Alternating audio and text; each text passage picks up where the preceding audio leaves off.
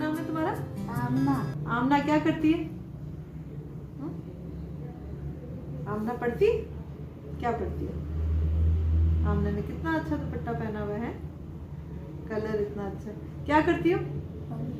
हाँ, बन जाती। पढ़ने जाती हो? क्या पढ़ती हो? कौन सी क्लास में? स्कूल पढ़ती हो, मदरसे पढ़ती हो?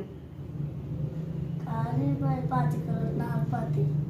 बादी से पढ़ती हो, स्कूल नहीं जाती हो? हाँ, स्कूल जाया करो ना। कितने बहन भाई हैं तुम्हारे? चार। 4 बहन भाई, वो भी नहीं पढ़ते? हाँ? स्कूल नहीं जाते बहन भाई? निके छोटे हैं? अच्छा, और अम्मी अब्बा क्या करते हैं तुम्हारे? है काम सारे। अच्छा, काम नहीं करते? अम्मी काम कर। उसका बाद अच्छा, चलो बेटा स्कूल जाओ, हैं? स्कूल जाओगे ना फिर अच्छे से, जैसे ये बाजियां हैं ऐसे हो जाओगी, हैं?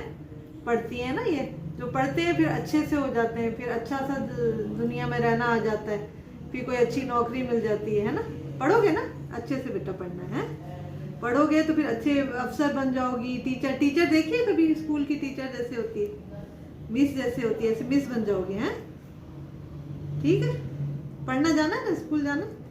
ठीक है बेटा, चलो।